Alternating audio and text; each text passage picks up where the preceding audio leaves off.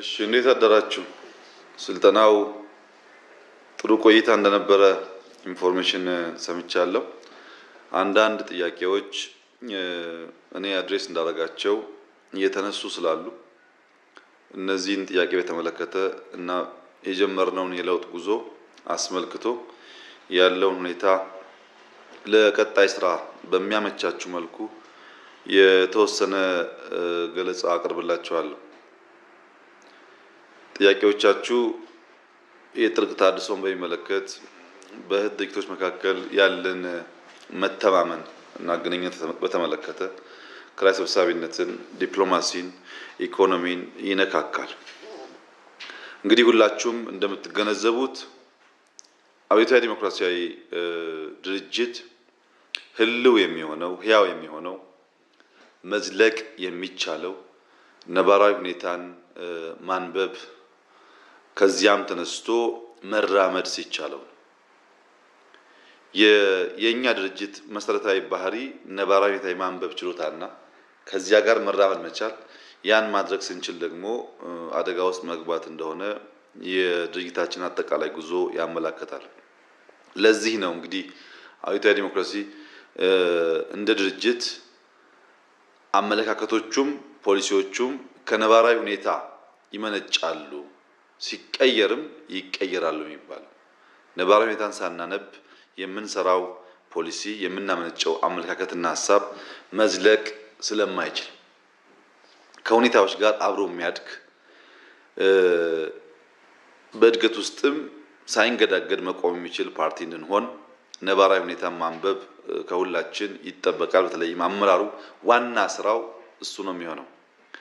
የሚያድግ ህብረተሰብ፣ በለውጥ ውስጥ ያለ ህብረተሰብ የሚመራ ድርጅት ቀድሞ ማደግና ለውጡን መምራት፣ ለውጡን መግራት፣ ከለውጡ ፊት መቆም የሚያስችል ቁመና መፍጠር ይጠበቅበታል። ያን ለማድረግ ሀገራዊ፣ አህጉራዊ፣ ዓለም አቀፋዊ ሁኔታዎችን እያነፈነፈ እያነበበ እያወቀ ለውጥ መምራት የሚችል ቁመና መፍጠር ይኖርበታል። ያን ማድረግ ካልቻል በሆነ ወቅት ድል ማምጣት የምንችል በሌላ ጊዜ ግን የራሳችንን ድል መጠበቅ የማንችል እንሆናለን። በብዙ ሀገራት ያጋጠመውም ችግር ይህ ነው። እንግዲህ ከሪፎርም በፊት ከጥልቅ ተሃድሶ በፊት የነበረውን ሁኔታ በተወሰነ መለስ ብሎ መቃኘት ጠቃሚ ይሆናል። አንደኛው እንደ ስራ አስፈጻሚ ስንሰበሰብ ምን ልናመጣ እንችላለን? አሁን ያለው ሁኔታ መቀየር ይቻላል አይቻልም የሚለው ጉዳይ አሳሳቢና አስጨናቂ የነበረ ቢሆንም በተገናኘን ቁጥር ባለፈው የተነጋገርንበት ጉዳይ አልተሳካም፣ አልተሰራም፣ ከግብ አልደረሰም ከሚል ጊዜ ወሳጅ ንግግር ባሻገር በውጤት የታጀበ አልነበረም። በየጊዜው ስንገናኝ የባለፈው ውይይት የባለፈው አቅጣጫ በተሟላ መንገድ እዚህና እዚያ ስላልተተገበረ በሀገር ደረጃ ጭንቀት ተፈጥሯል። ህዝብ ለኛ ያለው አመኔታ ቀንሷል። እንደ መንግስት የምንታመን የምንለው የሚፈጸም አይደለም። በከፍተኛ ደረጃ ፍራቻ ነግሷል።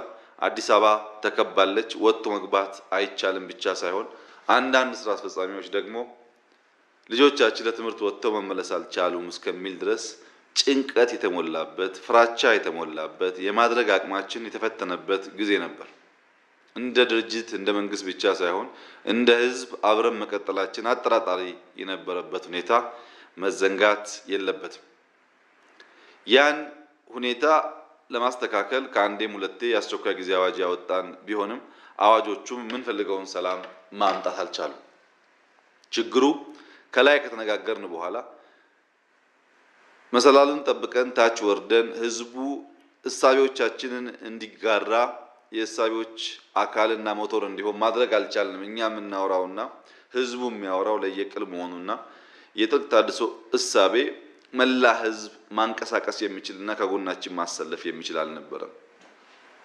ለምንድን ነው ያ የሆነው ብለን ያየን እንደሆነ እንነጋገራለን እንጂ የተነጋገርነውን ሐሳብ ብቃት ባለው መንገድ ህዝብ ጋር አድርሰን ህዝብን ማሳመን የሚያስችል ቁመና አልነበረም።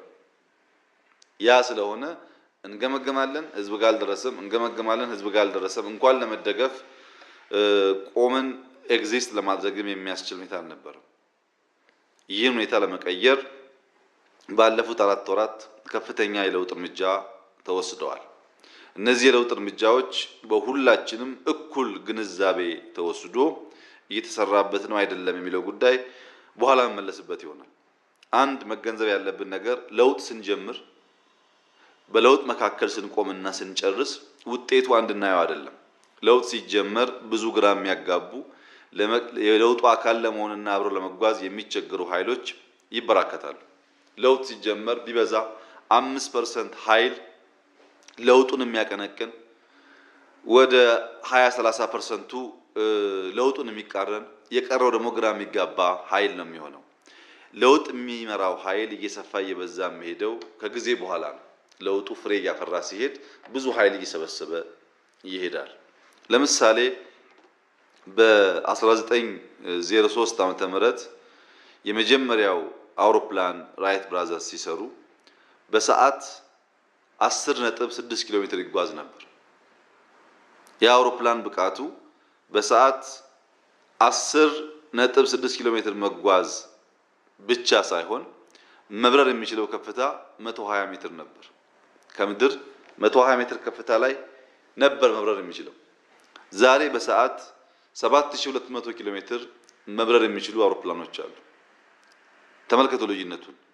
ከ10 ወደ 7000 ኪሎ ሜትር በሰዓት ያደገው በከፍታ የሚወሰን እንደሆነ ከ120 ሜትር እስከ 40000፣ 45000፣ 50000 ጫማ ከፍታ ላይ መብረር የሚችሉ ከዛም በላይ መምዘግዘግ የሚችሉ አውሮፕላኖች ሰርተዋል። ከፍታ ፍጥነት ብቻ ሳይሆን በምቾት በከፍተኛ ደረጃ የደረሱ ውስጥ ሆነን እየተንቀሳቀስን መሆናችንን እምብዛም ሴንስ ሳናደርግ መብረር የሚችሉ ተፈጥረዋል። ይህ ለውጥ የጀመረው ከ10 ኪሎ ሜትር ነው፣ የደረሰው 7000 ነው። ሰዓቱ ግን ቤዝ ላይኑ 1 ሰዓት። አሁን በ4 ወር ያመጣነው በ4 ዓመት፣ በ20 ዓመት፣ በ40 ዓመት ሲለካ ወደ ኋላ መለስ ብለን ስናይ ፍጥነቱ ውጤቱ አነስተኛ ሊሆን ይችላል። ሲጀመር ሁሌም ዳተኝነት ስለሚበዛና የለውጥ አካል መሆን የሚቸገሩ ኃይሎች ስላሉ ፍጥነቱ እምብዛም አመርቂ ላይሆን ይችላል። መኪና እንመልከት። በ1885 ዓመተ ምህረት ለመጀመሪያ ጊዜ የሚነዳ መኪና ተሰርቷል። ይህ መኪና ዲዛይን የተደረገው በ1905 እስከ 08 ነው። በ1805 እስከ 08 ነው። አንድ መኪና ዲዛይን አድርጎ የመጀመሪያውን መኪና ለመፍጠር 78 ዓመት ነው የፈጀው። ከ78 ዓመት አድካሚ ጉዞ በኋላ አንድ ባለ 1 ሲሊንደር አንድ ሰው ብቻ የምትይዝ በሰዓት 16 ኪሎ ሜትር የምትጓዝ መኪና ጀርመን ላይ ተነዳች። 78 ዓመት የፈጀው የመኪና ዲዛይን በአንድ ሰው ተጀምሮ በአንድ ሰው ያለቀ አይደለም ማለት ነው። ዲዛይን የሰራው ሰውዬ ከብዙ ድካም በኋላ ለሌላ ሰው አሳልፎ የሰጠው የሱን ትልም የሱን ሐሳብ ቀጥሎ ያለው ትውልድ ወስዶ ከፍጻሜ እንዳበቃ ያሳያል። ዛሬ በሰዓት 300 ኪሎ ሜትር መጓዝ የሚችል ጄት ካር የሚባል በጣም ዘመናዊ መኪና ተሰርቷል። አንድ ነገር ስንጀምር የምናየው በጊዜ መካከል ወደ ሆነ ጫፍ ደርሶ ማህበረሰብን ሊቀይር ይችላል የሚል እሳቤ በመያዝ መሆን አለበት። እኛም የጀመርነው ዴሞክራሲን የማስፋት የኢትዮጵያን አንድነት የማረጋገጥ በሐሳብ ልዕልና ስርዓት ፈጥረን የማስተዳደር ብቃት በጊዜ መካከል መሰረት እየያዘ ይሄዳል ብሎ ማሰብ ጥሩ ነው። ያ ሁላችሁም እንደምታውቁት በልማታዊ መንግስታት የሚመሩ ሀገራት ዘላቂ ውጤት ያመጡት ኢንስቲትዩሽን በመገንባት ነው። ጠንካራ ሐሳብ የሚያስፈጽም ኢንስቲትዩሽን በመገንባት ነው። እኛ ያ ብቃት አልነበረንም። አብዛኛው የኛ ኢንስቲትዩሽን የሚታመንና በዚያ ልክ መፈጸም የሚችል ሆኖ አልተገነባም። አንዱ ትልቁ ድካማችን የተቋም ግንባታ ነው። በሁሉም መስክ የገነባው ተቋም ወይም ይጠረጠራል ወይም የተሰጠው አይተገበርም። ያን መቀየር በእጅጉ ያስፈልጋል። ይህን ስንቀይር እየመራን ያለነው ለውጥ ህገ መንግስታዊ ጥላ ስር ያረፈ መሆኑንና ህገ መንግስታዊ ስርዓቱን የሚጠብቅና የሚያስጠብቅ ሲሆን የሚያሻሽልና የሚያደምቅ መሆኑን አለ የሚባል የሚዘነጋ መሆን የለበትም። ምክንያቱም የህገ መንግስቱ ዋነኛ ምሰሶ አንድ የፖለቲካና የኢኮኖሚ ማህበረሰብ መገንባት ነው። ያለ መገንባት ነው ጥረት እየተደረገ ያለው። ከፋፋይ የሆኑ ሀሳቦች አንደኛውን ጠልቶ አንደኛውን የመውደድ በግሩፕ ጥላቻ ላይ ተመሰረተን ሀሳብ ቀስ እያልን እያወረድን የሚከባበር የሚዋደድ አንዱ በመኖሩ ሌላው የማይጎዳ አይነት ኢትዮጵያን እና ማህበረሰቧን መገንባት የህገ መንግስቱ ዋነኛ ዓላማ የሆነውን ነው እያሳካን ያለ ነው። በግምገማችን እንደምታስታውሱት ፍጥነት ይጎልናል። ናዳው ሊወርድ ነው። ናዳው ከወረደ እንበላለን። ናዳው ሳይወርድ በፈጠነ ሩጫ ማሳካት አለብን ወይም ከመጣው አደጋ ማምለጥ ይገባናል የሚል ሀሳብ በስፋት ይነሳ ነበር ታድሶ ላይ። አሁን ያለው ፍጥነት ከናዳው አምልጦ እንደ ድርጅት፣ እንደ መንግስት፣ እንደ ሀገር የገጠመንን ፈተና ለመሻገር የሚያስችል መሆን አለበት። እንሩጥ ነው። ስንቱ ነው እየሮጠ ያለው? ስንቱ እየቆመ ነው የሚለውን ለእናንተ መቶ አስፈላጊ ነው። ሁሉ ስራውን ቢሰራ፣ ሁሉ በተሰጠው የስልጣን ልክ ባቀደው ልክ በተሰጠው ሀብት በሩጫ ስራውን ማከናወን ቢችል ስንደመር የሁላችን ስራ ትልቅ ሀገር መፍጠር ይችላል። አሁን ያለው ሁኔታ ጥቂቶች ሲሮጡ አብዛኛው ቁጭ ብሎ ምን ተናገሩ ምን ሰሩ እያለ የሚተች ከሆነ ናዳው ይውጠናል ብቻ ሳይሆን አንድ ቅርንጫፍ ላይ ተቀምጦ ሌላ ቅርንጫፍ ላይ ያለን ወንድሙን ለመጣል ግንድ እንደሚገዘግዝ ሰው ይመሰላል። ያ ግንድ የተቆረጠ እንደሆነ ቆራጩም ሊጠቃ የታሰበውም አብረው እንደሚወድቁቱ ቁጭ ብለን በመተቸት አቃቂር በማውጣት ጥፋታችንን ውድቀታችንን ከምናፋጥን በተቻለ አቅም አጋዥ የሆነ ሚና መጫወት ከሁላችን ይጠበቃል። ትልቁም ትንሹም ባለው አቅም ልክ ከሮጠ ያ ሲሰናሰልና ሲደመር የተሻለ ነገር ሊያመጣ እንደሚችል ስለሚታወቅ ለውጥ በባህሪው ያማል፣ ይጎረብጣል። ተለምዶን የሚሞግት የለመድነውን አሰራርና ባህል የሚፈታተን ስለሆነ በቀላሉ የሚወሰድ አይደለም። ነገር ግን በአብዮታዊ ዲሞክራሲ ፓርቲ ውስጥ የምንታገል ሰዎች ለውጥ የሚጎረብጥ መሆኑን ባህሪውን ብናቅም ያ ለውጥ ፍሬያማ እንዲሆን የበኩላችንን መስራት እንዳለብን ማሰቡ ጠቃሚና አስፈላጊ ይመስለኛል።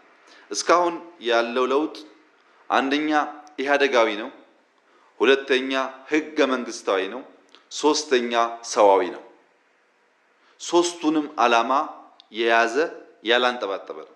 ኢህአዴግ ያስቀመጠውን የኢትዮጵያ ህዝብ አንዱ አንዱን እየጠላ በገዛ ሀገራችን ህገ መንግስት የሰጠንን መብት አጥተን መንቀሳቀስ እና አንዱ ከአንዱ ስፍራ ሄዶ መስራት እየተሳነው ነው ያለውን ሀሳብ የሚያሟላ ፈጥነን ደሊቨር ማድረግ ባለመቻላችን ሁሉን ህዝብ ተጠቃሚ የሚያደርግ ኢኮኖሚ በመገንባት ህዝባችንን ማስደሰትና ህልሞቻችንን ማዝለቅ ማስቀጠል ተቸግረናል ያለውን ሀሳብም እንዲሁ የሚያሟላ ነው። ከህገ መንግስት አንፃር ቀደም ብዬ እንዳነሳሁት አንድ የፖለቲካና የኢኮኖሚ ማህበረሰብ ለመገንባት የሚሰራ ነው። ከሰውም አንፃር በርካታ ስንክሳር ነቅሶ ያወጣ ችግሮቻችንን ያሳየና እንደ ሰው እንደ ዜጋ አብረን ለመኖር ያለንን ፍላጎት ያመላከተ ነው። እንግዲህ ልዩነት የሚመስለው እየተንቀሳቀሰ ባለ መርከብ ውስጥ ምን ያህሉ ፈጥኖ መርከቧን ተሳፍሮ አብሮ ይጓዛል፣ ምን ያህሉ የመርከቧን ጉዞ መከተል አቅቶት ይወድቃል። ሁላችን መገንዘብ ያለብን በዚህ ለውጥ ሁኔታ ውስጥ መርከቧን ተሽቀዳድሞ መከተል ያልቻለ የትኛውም ኃይል ይቀራል። መርከቧ ግን ጉዞዋን አታቋርጥም። ለማይቆም ጉዞ ቆሞ የሚሄድ መርከብ መተቸት ሳይሆን በፈጠነ እርምጃ መርከቧን ይዞ አብሮ መጓዝ ያስፈልጋል። ለውጥ ማቆም አይቻልም፣ ናቹራል ነው። ሕፃን ይወለዳል፣ ያድጋል፣ ያረጃል። ይሄንን ሂደት መግታት አይቻልም። ከገታንም ተፈጥሮን እንቃረናለን ማለት ነው። በፓርቲ በሀገር በማህበረሰብ ፍላጎት ያለ ለውጥ ማቆም አይቻልም። ለውጡን ቶሎ አንብቦ መከተልና አብሮ መጓዝ ግን እንደ ግለሰብም እንደ ቡድንም የሚጠቅመን ይሆናል። በዛ ሀሳብ ማየት ጠቃሚ ይሆናል። ባለፉት 4 ወራት የነበረው ሁኔታ በ3 4 ተከፍለን ብናይ ምንድነው ያስገኘልን ድል የሚለውን እናንተም በደንብ የምትገነዘቡት አውቃችሁ ብትሰሩበትም ጠቃሚ የሚሆነው አንደኛው ፖለቲካዊና ዲፕሎማሲያዊ ድሎች ናቸው። በመላ ሀገሪቱ ይስተዋል የነበረው ብጥብጥ፣ ተስፋ መቁረጥ፣ ጥላቻ በከፍተኛ ደረጃ ቀንሷል። አሁን ኢትዮጵያን በሚያክል ትልቅ ሀገር የትም ቦታ ግጭት የለም፣ የትም ቦታ ሰው አይሞትም የሚል ከንቱ ነገር ማንሳት አይቻልም። ለውጥ እየጀመርን ስለሆነ እዚህም እዚያም በተለያየ ምክንያት የሚነሱ ግጭቶች፣ ግድያዎች አሉ። እንደ ባለፈው ግን አዲስ አበባ ተከባ መውጫ መግቢያ አተን የሚባል ሰቀቀን ውስጥ የለንም። ኢህአዴግ የትኛውም ጫፍ ሄዶ መስራት የሚያስችል ቁመና ላይ ነው ያለው። የሚቀረን ነገር እንደተጠበቀ ሆኖ ለንጽጽር የሚቀርብ ግን አይደለም። ይህ ለምን ሆነ ያላችሁ እንደሆነ ከፖለቲካ አንጻር የፖለቲካ እስረኞች በፖለቲካ ምክንያት፣ በፓርቲ ምክንያት፣ በተለያየ ምክንያት የታሰሩ ሰዎች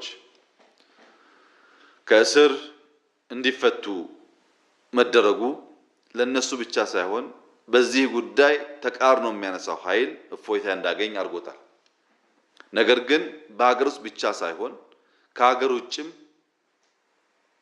በጎረቤት ሀገራት ታስረው የነበሩ ኢትዮጵያውያን በነበረው ዲፕሎማሲ ግንኙነት እንዲፈቱ መደረጉ ለዜጎች የሰጠነውን ክብርና ኢትዮጵያውያን ከመሳቀቅ፣ ከመፍራት፣ ከመሸማቀቅ ወጥተው መንግስት አለን፣ ድርጅት አለን ብሎ እንዲያስቡ አንድ እድል የከፈተ ነው። እዚህ ጋር መገንዘብ የሚገባን ነገር የእስረኛ አያያዛችን እስረኞች የሚከሰሱበትና የሚታሰሩበት መንገድ ከአንድ አብዮታዊ ዲሞክራሲያዊ ድርጅት የሚጠበቅ አልነበረም።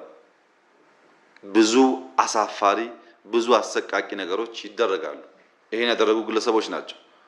በድርጊት እውቅና በህገ መንግስቱ ጥላ ስር ሁላችን ገብቶን ሳይሆን ቁጥጥር ባለመኖሩና ሁሉን አውቀን ስለማንመራ በዜጎች ላይ ያጋጥም የነበረው አደጋ አስከፊ ነው። አንድ ኤግዛምፕል ለማንሳት በምርመራ ቦታ መርማሪዎች፣ ፖሊሶች ወንድ ታስሮ አፉን እንዲከፍት አድርገው ሽንት ይሸኑበት ነበር። በዚህ ደረጃ የሚያዋርድ የምርመራ ስርዓት ኢህአዴግ አስቦም አልሞም አያውቅም። ይሄን በመሸፈን በመደበቅ ሳይሆን እንደዚህ አይነት አሳፋይ ድርጊቶች ነቅሶ በማውጣት በማስተካከል ብቻ የምንሻገረው። መደበቅ አይቻልም። የምናደርገው ማንኛውም ነገር ጊዜ ጠብቆ ይወጣል። ይሄ እዚህ ነው። በግብጽ፣ በጅቡቲ፣ በሱዳን በተለያየ ቦታ የነበሩ ደግሞ ዜጎቻችን 40 ዲግሪ 45 ዲግሪ ሙቀት ያለው ከፍተኛ ሙቀት አንደርግራውንድ ታስረው የነበሩ ናቸው የተፈቱት። የዜጎችን ሰቀቀን መፍታት እነሱንም ማህበረሰቡንም መንግስትም ለዜጎች የሰጠውን ክብር የሚያሳይ ከህዝብ ጋርም የሚያሳስር ነው። ይህ በታድሶ ጊዜ በእጅጉ አሳሳቢ ጉዳይ ነበር። ጉዳዩን ወደ ሰላም ከፍ ብናደርገው የኢትዮጵያና ኤርትራ የጸብ ሁኔታ፣ አለመግባባት ሁኔታ የዛሬ 5 ወር 6 ወር ምን ሆኖ ሊፈታ እንደሚችል ሐሳብ አልነበረንም። ስራ አስፈጻሚው እንዴት አድርጎ እንደሚፈታው ግልጽ የሆነ ሐሳብ አልነበረውም። እንኳን ዛሬ ያገኘነውን ከዚህ በእጅጉ ያነሰውንም ቢሆን አንጠብቅም ነበር። ምን ጠብቀው አልነበረም። ነገር ግን በኢትዮጵያና ኤርትራ መካከል የነበረው ግጭት ላለፉት 2 አስርተ ዓመታት አንደኛው አከራካሪ ጉዳይ በተቻለ መጠን ስፖት ላይ ድንበር ላይ ዲክላሬሽንን ሳናወራ ከፍ ብለን መነጋገር የምንችልበትና የአልጀርሱን ስምምነት የምንቀበልበት መንገድ እንከተል ብለን ስንለምን ስናስለምን ስንጠይቅ ኖረናል። ምላሽ አላገኘንም። አሁን እንዴት ነው የፈታነው ጉዳዩን ያላችሁ እንደሆነ እስከዚህ ደቂቃ ድረስ የባድመን ጉዳይ፣ የዛላምበሳን ጉዳይ ወይ የቡሬን ጉዳይ እንዴት ድንበር እናስምር ብለን ከኤርትራ መንግስት ጋር አልተነጋገርንም። ያደረግነው ኢትዮጵያና ኤርትራ ከድንበር በላይ ናቸው፣ በአውሮፕላን በረራ፣ የብስ ትራንስፖርት አጠቃቀም፣ በወደብ አጠቃቀም ኤምባሲ በመክፈት የጋራ የኢኮኖሚ ቀጠና በመክፈት በመተጋገዝ አብሮ ማደግ የሚችሉ በተፈጥሮም አብሮ እንዲያድጉ የተሰሩ ሀገሮች ስለሆኑ በእምነት፣ በባህል፣ በቋንቋ የተሳሰረ ህዝብ ባልተገባ መንገድ የገጠመውን ግጭት እንፍታ የሚል ሐሳብ ጀምረን ከማክሮ ከከፍታው ስለጀመር ኤምባሲ ከፈትን፣ አውሮፕላን ጀመርን፣ ወደብ ላይ እየሰራን ነው። እስካሁን ስለ ባድመ አልተናገርም። ለምንድን ነው? ባድመ የነገሩ ሁሉ ማጠንጠኛ ሲሆን ይገዝፋል፣ ትልቅ ይሆናል። ጸቡ 1 ሜትር ገፋ 1 ሜትር ወሰድክብኝ ይሆናል። ጉዳዩን ከፍ አድርገን ህዝብ ለህዝብ ስናደርገው ማክሮ ሌቭል ያለ ኢኮኖሚ ጉዳይ ስናነሳ ግን ባድመን በረጋ መንፈስ ከሆነ ወራት በኋላ በተስማማ መንገድ አይቶ ዘላቂ መፍትሄ ማበጀት ይቻላል። ይሄ ዓለም በአንድ ድምፅ የመሰከረለት እጅግ የተሳካ የሰላም ድርድር ነው። የኢትዮጵያ ህዝብ፣ የኤርትራ ህዝብ፣ የጎረቤት ሀገሮች፣ ዓለም በመላ ካለምንም የሐሳብ ልዩነት በአንድ ድምፅ ያወደሰውና እንደ ሞዴል የተወሰደ ሐሳብ ነው። ያጣላን ያዋጋን ጉዳይ ባለበት ሆኖ ሳለ በሚያገናኙን በርካታ ጉዳዮች መግባባትና ያንን በረጋ መንፈስ ካለማንም ሸምጋይ እኛ ልንፈታው እንችላለን የሚለው ሐሳብ እጅግ ሁላችን ሊያኮራ የሚገባ ድል ነው። ይህንን ድል በአግባቡ ማየት መጠቀም ካልቻል ሌሎች ድሎች ማስመዝገብ እንቸገራለን የሚለውን ጉዳይ ማየት ጥሩ ይሆናል። ከኤርትራ ወጣ ብለን በሰላሙ ጉዳይ በዲፕሎማሲው በርካታ ጉዳዮች ማንሳት ይቻላል። ከ4 ወር በፊት 6 ሀገራት የኢትዮጵያን ጥቅም ይቃረናሉ ተብሎ የሚታሰቡ በአፍሪካ ቀንድ እና መካከለኛው ምስራቅ ያሉ ሀገራት ተለይተው ነበር። እነዚህ 6 ሀገራት ዛሬ ወዳጅ ናቸው ከሚል ጀምሮ ቢያንስ ኒውትራል ናቸው። የኢትዮጵያን ጥቅም በመቃረን የሚቆሙ አይደሉም። ምክንያቱም መጀመሪያ የነበረው ናሬሽን መሰረት ያለውና የሚያቃቅር አልነበረም። ያ ባለመሆኑ ከሳውዲ ጋር፣ ከዩኤኢ ጋር፣ ከግብጽ ጋር፣ ከሳውት ሱዳን ጋር ወይም ከሌሎቹ ጋር የነበረን ግንኙነት ፈር እንዲይዝ ከፍተኛ ጥረት ተደርጓል። ውጤቱም አመርቂ ነው። እስካሁን ያለው ውጤት አመርቂ ነው። ይሄ መጠበቅ ማስቀጠል የኛ ስራ ቢሆንም ይሄ የሆነበት ምክንያት እኛ በሀገር ውስጥ ከክልል ክልል የነበረውን አረጋግተን የኢትዮጵያ አንድነት ለማረጋገጥ ከሞከርን በኋላ በጎረቤት ሀገራት ያደረግነው የዲፕሎማቲክ ጥረት አንዱ ያስገኘው ድል ሶማሊያ ከዩኤኢ ጋር የነበራት፣ ጅቡቲ ከዩኤኢ ጋር የነበራት፣ ጅቡቲ ከኤርትራ ጋር የነበራት ጉዳይ እንዴት ይፈታ የሚለውንም ግልጽ ሮድማፕ በማዘጋጀት እነዚህ ሀገራት እንዲግባቡ ያደረግነው ጥረት የእኛን ሰላም ብቻ ሳይሆን የእነሱን ለማስጠበቅም ብቃት እንዳለንና እንደ ሞዴል ቢወሰድ ጠቃሚ መሆኑን ያግባባ ነው። ሳውት ሱዳን ብቻ እንደ ምሳሌ ብንወስድ ለነጻነት ትግሏ ከፍተኛ ድጋፍ ያደረገው ኢትዮጵያ ቢሆንም ከቅርብ ጊዜ ወዲህ ሳውት ሱዳን ከኢትዮጵያ ጋር ያላት ግንኙነት ተበላሽቷል። ያላት አስተላለፍ ከግብጽ ጋር ሆኗል።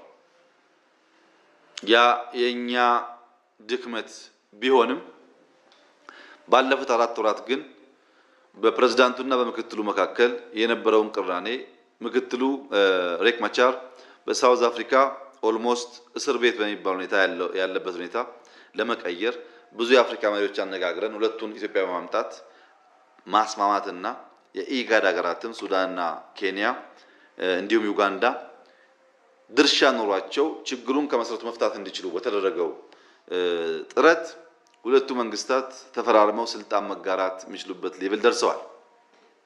ይህ ትልቅ ድል ነው። ትናንት አልነበረም። በሳውት ሱዳን የመጣ ነው የሰላም ሁኔታ በሶማሌ ውስጥ እና ሶማሌ ከዱባይ ጋር ያመጣ ነው። ሶማሌ ከኤርትራ ጋር ያመጣ ነው። ሳውት ሱዳን ከኤርትራ ጋር ያመጣ ነው። አሁን ጅቡቲና ኤርትራ ጋር የምንሰራው ነገር በቀጠናው ዲፕሎማቲካሊ ልዕልና እንድናረጋግጥና የኢትዮጵያን ተደማጭነት ከፍ እንድናረግ አግዟል። ይሄ በዓለም መድረክ በሙሉ የተረጋገጠ ነው። በአውሮፓም፣ በኤዥያም፣ በሰሜን አሜሪካም ኢትዮጵያ አሁን ያለ ተቀባይነት ከፍተኛ ቦታ እንዲይዝ ያደረገው ዲፕሎማቲካሊ ያገኘናቸው አቺቭመንቶች ከፍተኛ ስለነበሩ ማለት ይቻላል።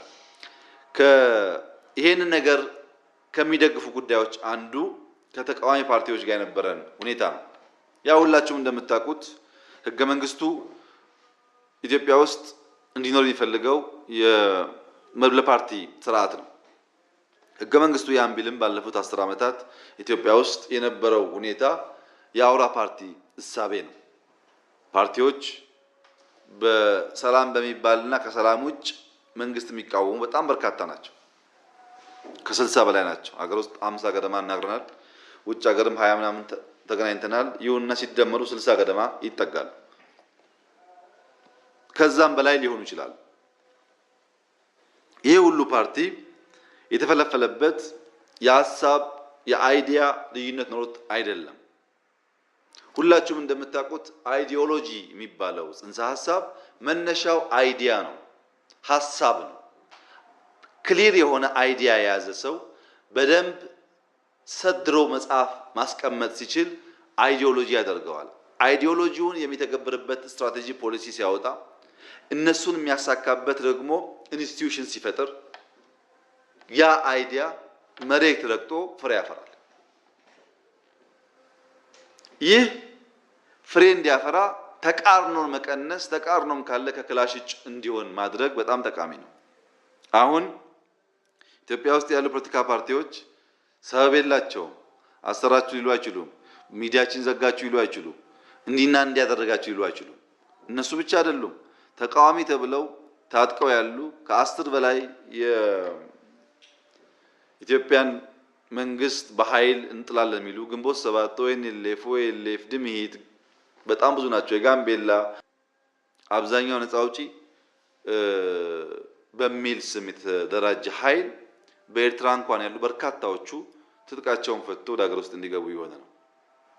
ኢትዮጵያ የገዛ ወገኖቿ ጋር ስልጣን ለመያዝ እየተጋደለች በትጥቅ እየተፋለመች ስልጣን ማቆየትም ሆነ ስልጣን መቀማት ኋላ ቀር ብቻ ሳይሆን የሰው ሕይወት የሚቀጥፍ ሀብት የሚያወድም ጊዜ የሚበላና ከልማት ሐሳቢያችን የሚያዞር ስለሆነ ሙሉ ጊዜና ጉልበታችንን አቅም በፈቀደ መጠን ወደ ልማት ማድረግ እንድንችል ያለ የሌለ ጉልበታችን ደምረን አሳስበን ሁሉም ኃይል በሰላማዊ መንገድ በሐሳብ ልዕልና ብቻ ሊወዳደር የሚችልበት መንገድ መፍጠር ነው። ይሄ ከፍተኛ ስኬት ያመጣ ነው ብቻ ሳይሆን የማናስበው ነው።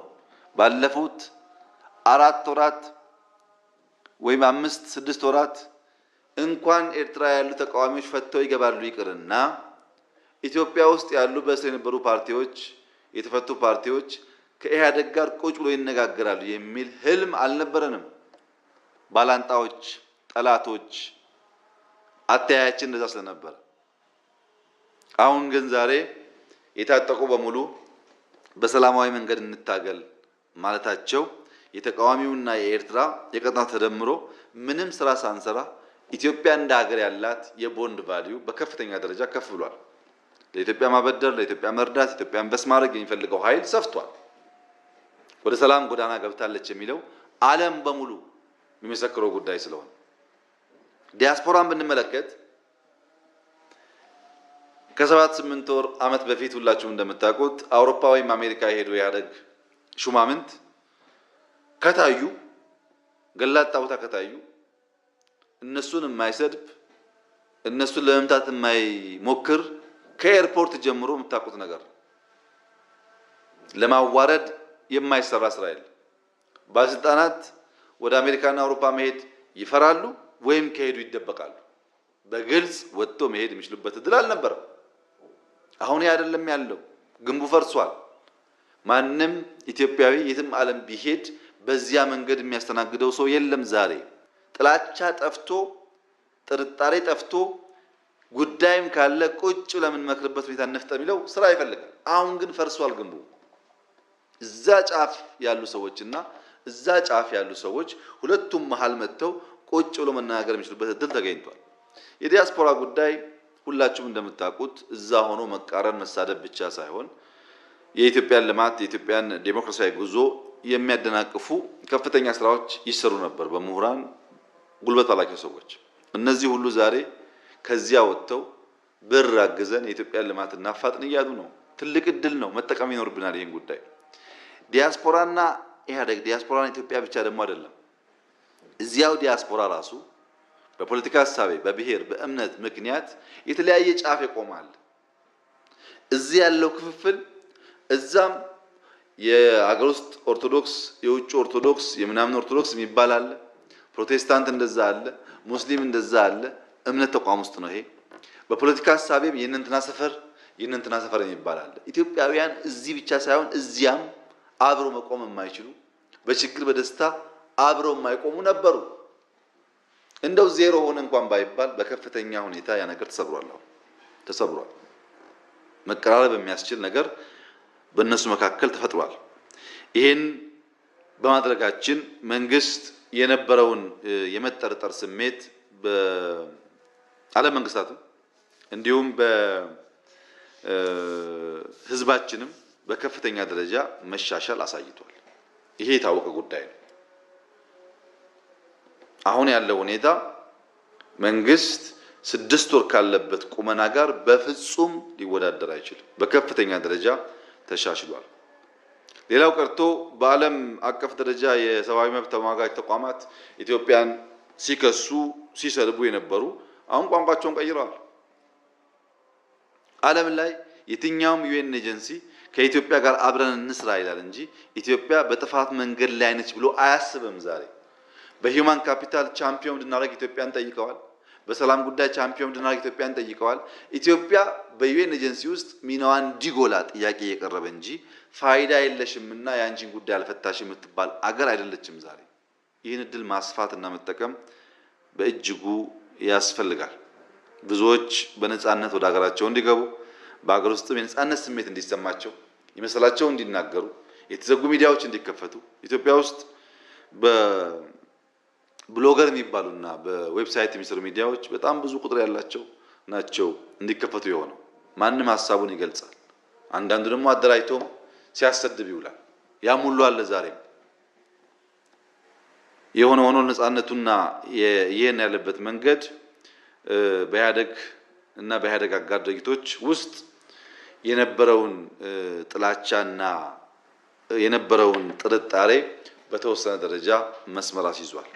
ያም ሆኖ በመካከላቸው ያለው ጥርጣሬ ምን ደረጃ ነው ያለው የሚባለው ያ ሁሉም ለውጥ በመታቆት ምክንያት ባንዴ ስለማይገዛ እንደ ግል እንደ ቡድን ለውጥ ያልተቀበሉ ለውጡ ገና የሚሰሩ ሰዎች አሉ። በሂደት እየተቀበሉ በሂደት እየተደመሩ ይሄዳሉ የሚል እምነት ነው ያለኝ። ያ ካልሆነስ ይጎዳሉ። ለውጥ አይቆምም። የሶሳይቲ ሙቭመንት አይቆምም። የተሳፈረ የተሻገረ ይሄዳል፣ ያልተሻገረ ተቆርጦ ይቀራል።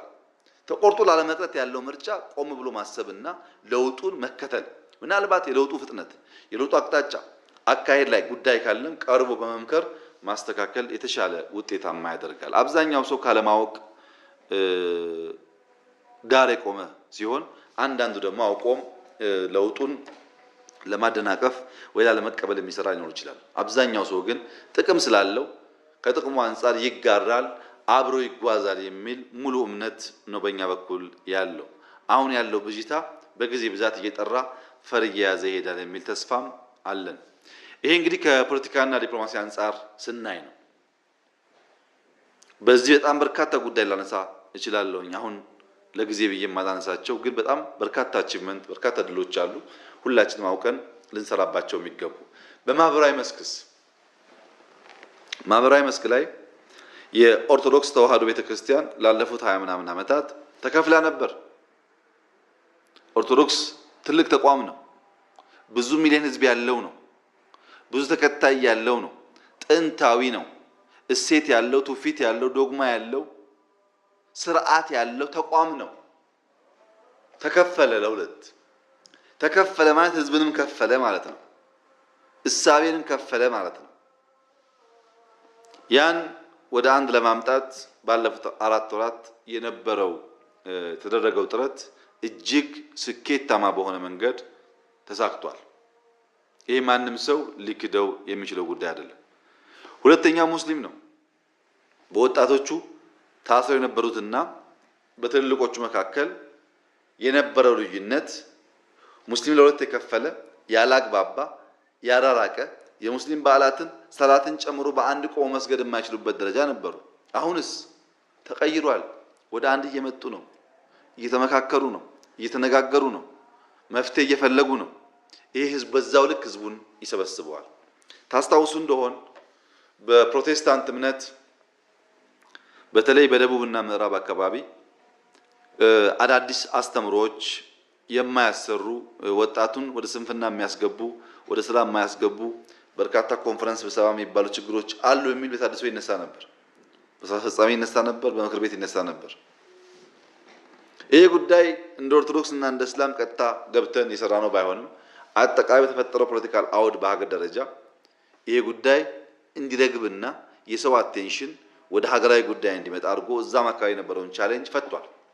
በሶስቱም የእምነት ተቋም አካባቢ የነበረው ችግር ፈር እንዲይዝ አድርጓል። ሲደመር ደግሞ በኦርቶዶክስና በሙስሊም መካከል በሙስሊምና በፕሮቴስታንት መካከል ወይም አንዱ በአንዱ መካከል የነበረው መጠራጠርና አለመተማመን ረገብ እንዲልና በጋራ እንዲቆሙ ሆኗል። ለምሳሌ ኦርቶዶክስ የውጭ ሲኖዶስ ሲገባ ሁሉም የእምነት ተቋማት በከፍተኛ ደስታ አብረው ቆመዋል።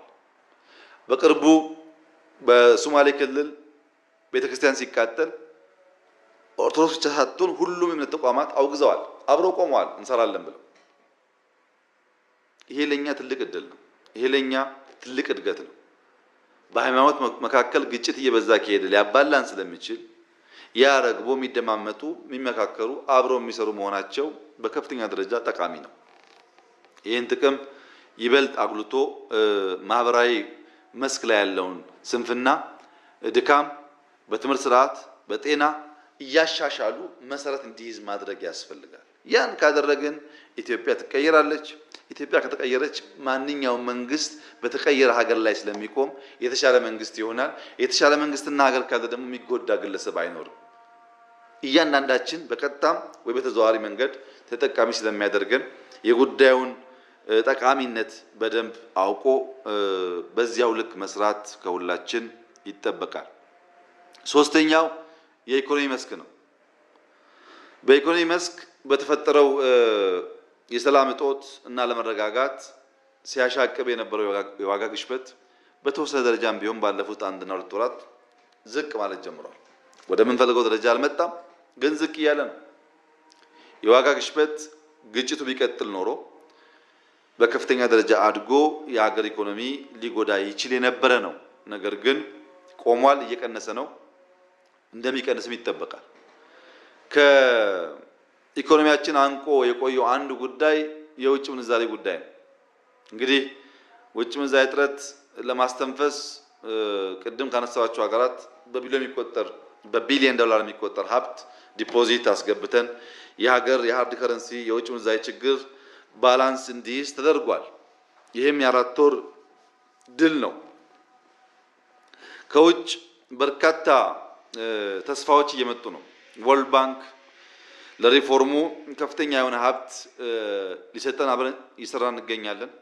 በሚቀጥሉት 2 እና 3 ወራት ከፍ ያለ ገንዘብ እናስገባለን። የአውሮፓ ሀገራት እንግሊዝ፣ ጀርመን፣ ፈረንሳይ እና ስዊድን ማገዝ ወስነው እየሰሩ ነው። በተለይ እንግሊዝ ባለፈው 2 ሳምንት ከነበረው ድጋፍ በተጨማሪ 130 ሚሊዮን ገደማ ፓውንድ አግዛለች። በተለይ የወርልድ ባንክ ድጋፍ ደግሞ ቀጥታ የበጀት ድጋፍ ስለሆነ ለፈለግነው ዓላማ ስለምናውል የውጭ ምንዛሬ ጉዳይ ብቻ ሳይሆን ሌሎች የልማት ስራዎቻችን ለማገዝ በጣም ከፍተኛ እድል የሚፈጠር ነው። ለዚህ ፕሮጀክት ተብሎ ሳይሆን በጌታችን በመደገፍ የሚታይ ስለሆነ ይህ የጀመርነውን ጉዞ ለማሳለጥ በከፍተኛ ደረጃ አጋዥ ነው። አጋዥ ሆኖም ያገለግላል። በኢትዮጵያም የብላክ ማርኬት የጥቁር ገበያን ጉዳይ ሁላችሁም እንደምታስታውሱት 10 ብር ገደማ ልዩነት ነበረው። በባንክ የሚስተናገደውና በጥቁር ገበያ ያለው ከ9 እስከ 10 ብር ልዩነት ነበረው። አሁን በጣም ተቀራርቧል። ይህ በየትኛውም ኢኮኖሚክስ ቲዮሪ ዲፋይን ሊደረግ አይችልም። በዚህ ልክ ባጠረ ጊዜ ውስጥ የጥቁር ገበያን ከኖርማል ገበያ ሽያጭ ማስተካከል የቻልንበት መንገድ በቀላሉ አንደርማይን ሊሆን አይችልም። ባለፉት ዓመታት ኖሮ ስለማያቅ በዚህ ልክ ማስተካከል ችለን ስለማናቅ ይህን እድል ሳናራክስ እንዴት ለረጅም ጊዜ ማቆየት እንችላለን የሚል አዳዲስ የፖሊሲ መንገድ መከተል ይኖርብናል ማለት ነው። ያ ሲሆን የገንዘብ ፍላጎት እና ወጪያችን ይመጣጠናል። እንግዲህ እዚህ ጋር ታስታውሱ እንደሆን በዶላር በየቤታቸው ያላችሁ ሰዎች አስገቡ ሲባል በ2-3 ሳምንታት ከ200 ሚሊዮን ዶላር በላይ ባንኮች ገዝተዋል ከሰዎች።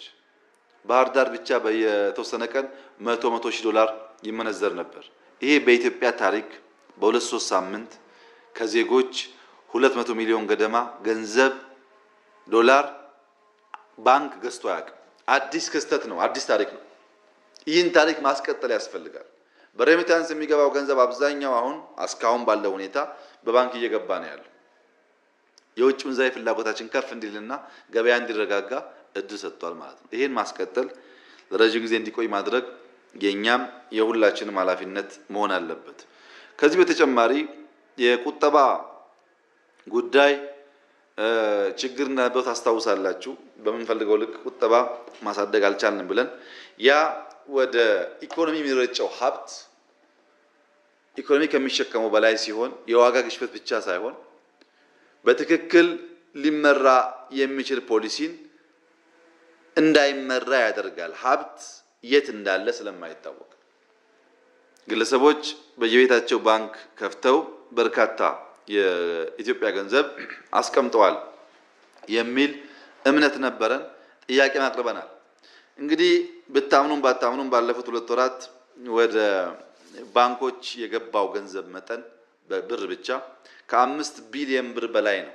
ገበያው ከሚሸከመው በላይ በግለሰቦች እጅ የነበረ ይህ በጣም ትልቅ ሀብት ነው። ይህን የሚያክል ሀብት ያላቸው ባንኮች ጥቂቶች ናቸው። ብር ሰበሰብን፣ ዶላር ሰበሰብን ማለት ገበያውን በምንፈልገው አቅጣጫ ልንመራ የሚያስችል መንገድ ፈጠርን ማለት ነው። ይሄ በሀገር ውስጥ ነው። ሬሚታንስ እያደገ ነው። ብድርና እርዳታ እያደገ ነው። ከዚህ ቀደም የተበደርነው ብድር ለምሳሌ ቻይናን ብንወስድ ለባቡር ያበደሩት ኮሜርሻል ሎን ነው። ኮሜርሻል ሎን ማለት በ10 ዓመት የሚከፈል ወለዱም ከፍ ያለ ነው። አሁን ባቡር ተሰርቶ አልቆ በዚህ ዓመት ብቻ 400 ሚሊዮን ዶላር ገደማ እዳ መክፈል ይጠበቅብን ነበር። ባቡሩ ግን አያመጣም ይሄንን ገቢ። ይሄን ከቻይና መንግስት ጋር ባደረግነው ድርድር ወደ 30 ዓመት እንዲራዘምና ወለዱም እንዲቀንስ ከፍተኛ ስራ ተሰርቷል። ትልቅ ዲፕሎማቲክ ድል ነው። ይሄን ያስገኘው በውስጥ ያለው ሰላም፣ በውስጥ ያለው አንድነትና በኢትዮጵያ የተጣለው ተስፋ ነው። ይሄን በማጠናከር በርካታ ድሎች ማበራከት ይቻላል። ከዚህ በተጨማሪ ፕሮጀክቶች በሚመለከት ሁላችሁም እንደምታስታውሱት የስኳር ፕሮጀክት፣ የህዳሴ ፕሮጀክት እየተባለ በትክክል የማይመሩ እዳ መክፈል ያልቻሉ እዳ ያበራከቱ ሀገራዊ ፕሮጀክቶች ነበሩ። ስኳር አንዱ ነው። ይሄ የሆነበት ምክንያት የፕሮጀክት ማኔጅመንታችን አነስተኛ በመሆኑ ነው። ያን ለማስተካከል ከፍተኛ ስራ ተሰርቷል። በሚቀጥሉት 6 ወራት የስኳር ፋብሪካዎች አብዛኛዎቹ ተጠናቀው ስራ ይጀምራሉ። ከፊሎቹም እያለቁ ይገኛሉ። ለሚችል ኩባንያ በመስጠት ስራውን ማሳለጥ ስለቻል ማለት ነው። ከዚህ ቀደም ሜቴክ ይዞት ተሸክሞ በመተኛቱና ዴሊቨር ማድረግ ባለመቻሉ በየቀኑ ስንከስር የነበረውን ፕሮጀክት አሁን ሜቴክ የሚችለውን ፓርት ይዞ የማይችለውን ፓርት ሌሎች ኩባንያዎች ሰጥቶ የሚጠናቀቁበት ሁኔታ እየተፈጠረ ይገኛል። ይሄ የፕሮጀክት ማኔጅመንታችን ክፍተት እያለው እንኳን ማረም ተስኖን ትልቅ ሀብት ያከሰርንበትን ያጣንበትን የሚቀይር ነው። በድምሩ በተሃድሶ ስናነሳ የነበረው የፕሮጀክት ማኔጅመንት፣ የተቋማት ዴሊቨሪ አቅም፣ ፓርቲው እንደ ፓርቲ በህዝብ ቅቡልነት ማጣት የመሳሰሉ ጉዳዮች በከፍተኛ ደረጃ እድገት አመጥተዋል። ግን እንከን አልባ ችግር አልባ ናቸው ወይ ያላችሁን አይደለም። እንዴት እንከን አልባ ይሆናል? አዲስ ቼንጅ ስንሰራ በየቀኑ የሚሳት የሚበላሽ ነገር ሊኖር ይችላል። ዋናው ግን ልባችን ሰፍቶ ያን በማረም ለማሻሻል ማሰብ እንጂ ጋፑን እያሰፉ ውጤቱን ማራከስ ግን ጉዳቱ ለሁላችን ነው። በዚህ ቢጠቀም የለም። እኛ ለውጡ በምርጫ ለውጡ ጊዜ ጠብቆ የመጣ አይደለም። ዱብዳ ነው። አገር ሊፈርስ ድርጅት ሊበተን ሰላም በከፍተኛ ደረጃ ሲደፈርስ ራሱ ሂደቱ የፈጠረው ሁኔታ ነው። አሁን ያለውን አመራር ያመጣው በበሰበሰ በተበላሸ ሁኔታ ውስጥ የተገኘው አመራር ሀገርና ድርጊት ለማስቀጠል ያደረገውን ጥረት እና ውጤት እያየን ጋፖቹን ብቻ በመቁጠር ውጤቱን ካራከስን የሁላችን ውጤት ይወድቃል ማለት ነው። ይሄ ጉዳይ የግለሰብ ነው የድርጅት አይደለም የሚል ሐሳብም ስህተት ነው። ግለሰብ የሚባል እኮ የለም። ሁላችን ድርጊት ያሳደገን ድርጊት ስመራ ይኖር በድርጊት ውስጥ ያደግን ሰዎች ስለሆን እያንዳንዱ ሐሳባችን የሚመጣው የሚመነጨው ከዚሁ የድርጊት ሐሳቤና አጠቃላይ ማህበረሰቡ ከፈጠረው እድገት ጋር የሚያያዝ ስለሆነ ስራውም የተሰራው እውነት ለመናገር አብዛኛው የከፍተኛ አመራር በከፍተኛ ርብርብ ያደረገው ነው። ጥቂቶች ያደረጉት ሳይሆን አብዛኛው በከፍተኛ ጥረት ተሰራው። ጥቂቶች ደግሞ አኩርፎ የተኙበት እስኪነቁ የምንጠብቅበት ነው። የተኙ የሉ ማለት አይደለም። የማይረባረቡ የሉም ማለት አይደለም፣ አሉ። ግን አብዛኛው በስራ አስፈጻሚ ደረጃ ስናይ 80% በዚህ ሁኔታ ውስጥ በከፍተኛ ደረጃ ጥረት እያደረገ ያለ መሆኑን ግንዛቤ መውሰድ ጠቃሚ ይሆናል። እንግዲህ ሁሉ ድል ሁሉ ሰክሰስ ሌላ ሳይዱ ፌዴሪቲ ነው፣ ውድቀት ነው። እያንዳንዱ ውጤት የራሱ ቻሌንጅ አለ። ያን ቻሌንጅ ቀድሞ አንብቦ አጥንቶ ደግሞ መፍታት ከሁላችን የሚጠበቅ ይሆናል። ሳንሰራ የምንጠይቅ ሳይሆን ሰርተን የምናርም የምናግዝ ብንሆን ጥሩ ይሆናል። ሌላው ከእስር ጋር ተያይዞ በይቅርታ ስም ተፈቱ፣ በይቅርታ ስም ወንጀለኞች የተባለው እንግዲህ ቀደም ብዬ እንዳነሳሁት የኛ የፍትህ ስርዓት በጣም ከፍተኛ ችግር ያለበት ወንጀለኛን በአግባቡ የሚለይ እና እርምጃ የሚወስድ ያልነበረ ከወሰደም በኋላ በህገ መንግስቱ አግባብ የሚመረምር ሳይሆን ከፍተኛ ሰብአዊ ቀውስ ያስከተልና ሰብአዊነትን የጣሰ እርምጃ የታየበት ሁኔታ ነበረ። ያን ለመፍታት ባለፉት ጊዜያት ያደረግነው ሎ ኢንፎርስመንት ኤጀንሲስ መከላከያ፣ ፖሊስ፣ ደህንነት የሚባሉ ተቋማት በሪፎርም ውስጥ እንዲገቡ በስልጠና ሰነድ ዝግጅት በውይይት እንዲጠናከሩ ከፍተኛ ስራ ተሰርቷል። ይህ በመሰራቱ ባለፈው 2 ወር ብቻ 2000 ገደማ ሽጉጥ አንድ ጥይት ሳንተኩስ ማንም ሳይሰማ መያዝ ተችሏል። ባለፉት 2 ዓመታት ግን አልቻልንም ይሄን፣ ወይም 5 ዓመታት አልቻልንም ይሄን። አሁን ተከትለን ኮሽ ሳይል መያዝ የሚያስችል ብቃት ተፈጥሯል። ዶላር በሚመለከት ከፍተኛ ዶላር በህገ ወጦች እጅ የነበረ ኮሽ ሳይል ተከትለን መያዝ ችለናል። ይሄ ሎ ኢንፎርስመንት ኤጀንሲስ የማድረግ አቅማቸው እያደገ መሆኑን ያሳያል።